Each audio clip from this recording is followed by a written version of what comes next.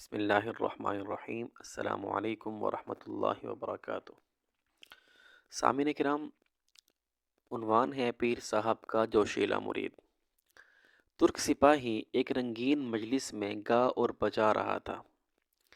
کسی پیر کے جوشیلے مرید نے برداشت نہ کرتے ہوئے اس کی دف اور سارنگی کو توڑ دیا۔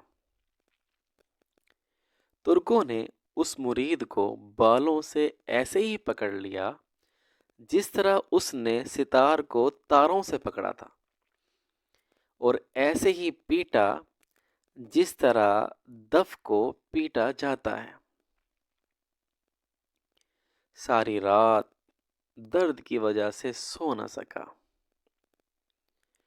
اگلے دن پیر صاحب کی خدمت میں حاضر ہو کر سارا واقعہ عرض کیا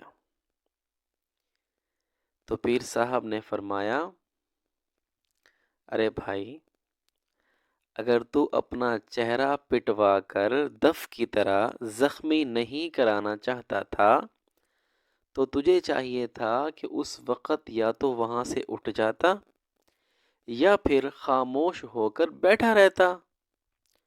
ہر کام میں حکمت عملی بہت ضروری ہے۔ اسی لیے قرآن مجید میں فرمایا گیا ہے، لوگوں کو اپنے پروردگار کے راستے کی طرف سمجھداری اور اچھی نصیحت کے ساتھ بلاؤ۔ جوش کو ہوش پر غالب نہیں آنا چاہیے، ورنہ نتیجہ خطرناک ہی ہوگا۔